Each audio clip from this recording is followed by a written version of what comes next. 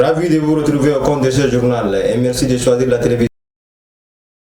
Le Premier ministre des Transitions, chef du gouvernement d'Union nationale Saleh Kebzabo, a rencontré ce 29 mars 2023 les partenaires sociaux. Au menu des échanges, la question de la cherté des vies. Suivez le reportage de nos confrères de la télévision nationale. Gouvernement d'union nationale dirigé par le Premier ministre Saleh Kebzabo ne cesse de mener des actions pour lutter contre la cherté de vie. Un domaine hautement social et dans lequel le chef du gouvernement s'illustre avec constance pour faire baisser le coût de vie au sein des ménages. Cet impératif relève de la sensibilité éprouvée du Premier ministre de voir les démunis vivre décemment. La volonté affichée du Premier ministre de transition Saleh Kebzabo est de réduire l'inflation des prix des denrées alimentaires à grande consommation sur le marché et donner le pouvoir d'achat aux différentes couches sociales. S'inscrivant dans ce schéma, une commission chargée d'apporter des solutions appropriées à ce phénomène a été mise sur pied, mais depuis le Ramadan, la situation s'est accentuée. Après plusieurs rencontres avec les opérateurs économiques, les importateurs et les délégués des marchés sur les causes fondamentales de cette flambée des prix des denrées de première nécessité, cette commission, présidée par la ministre de l'Industrie et du Commerce, est venue rendre compte de ces différentes démarches au chef du gouvernement d'union nationale. On a retenu que la solution à l'immédiat, c'est de mobiliser le stock que l'ONASA dispose en ce moment avec le concours des opérateurs économiques qu'on va identifier pour pouvoir inonder le marché, mettre à la disposition des produits sur le marché. On a mis sur pied un autre comité qui va penser à des stratégies et qu'il faut mettre sur place afin de résoudre ces problèmes. Il va y avoir des études qui seront menées avec d'autres ministères. Il s'agit du ministère de l'élevage, de l'agriculture, le ministère des Finances, afin de trouver les solutions pour augmenter aussi la productivité. C'est un Premier ministre attentif, patient, qui écoute de bout en bout les différentes interventions, puis propose des mesures échelonnées. Question de soulager la ménagère du poids de la cherté de vie. Des milliers d'hectares de terre sont en train de chômer. Donc il faut vraiment que vous vous réveillez, que vous entriez dans la production. Il faut entrer dans la production. Quand je vous dis de cultiver là, ce n'est pas pour vous revendre comme ça. Cultiver pour transformer. La solution, c'est ça. Et vraiment, tout ce qu'on peut faire pour vous aider, nous, on le fera. Mais dans l'immédiat, il est question de mobiliser le stock disponible à l'ONASA pour alimenter les marchés. Une action qui permettra de réduire le prix de céréales.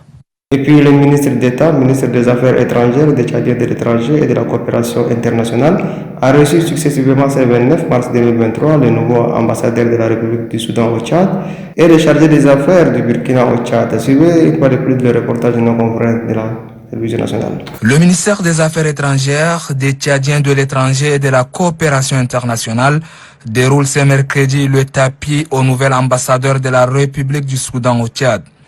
Dr Ousmane Mohamed Yonis Idriss est sur place pour remettre au chef du département, l'ambassadeur Mohamed Saleh Nadif, les copies figurées de ses lettres de créance. Je suis vraiment heureux de ces échanges avec le ministre. J'ai réalisé que les relations entre le Tchad et le Soudan se portent bien. Et avec mes collaborateurs, nous allons œuvrer pour le renforcement de ce lien.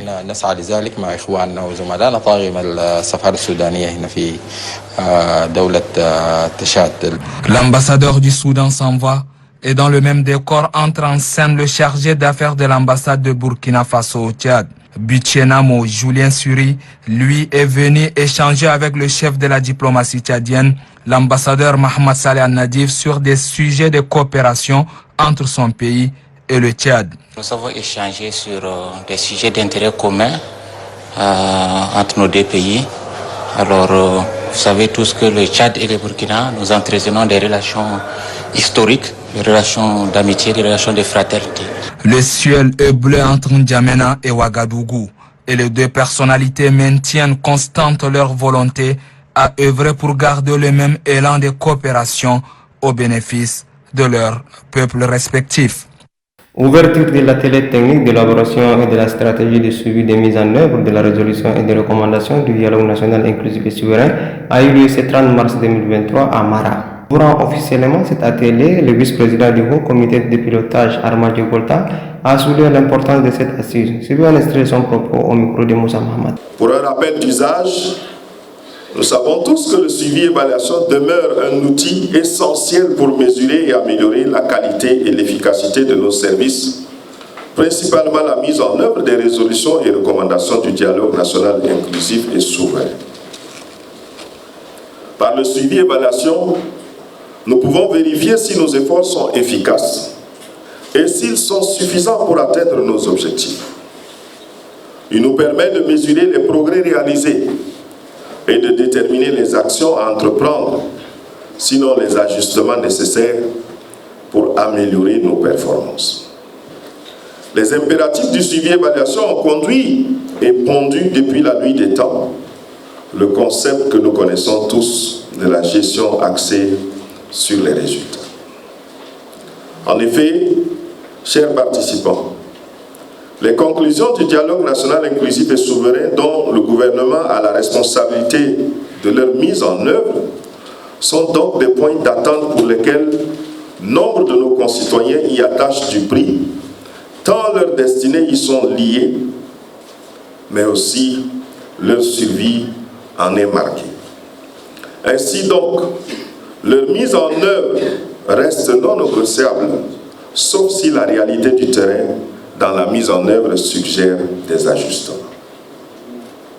Le gouvernement de transition, sous la houlette du président de la transition, fait chaque jour de son mieux pour que les 24 mois de transition nous conduisent principalement dans la paix, la sécurité, la réconciliation nationale et la cohésion sociale, à un retour à l'ordre constitutionnel démocratique, doublé d'une alternance démocratique dans ce pays, disais-je, qui a tant souffert. C'est à cela que nous devons tous nous dévouer aux côtés du président du Haut Comité de pilotage pour que chaque entité en charge d'une portion de cette chaîne de la refondation dispose de l'espace nécessaire pour relever son pari.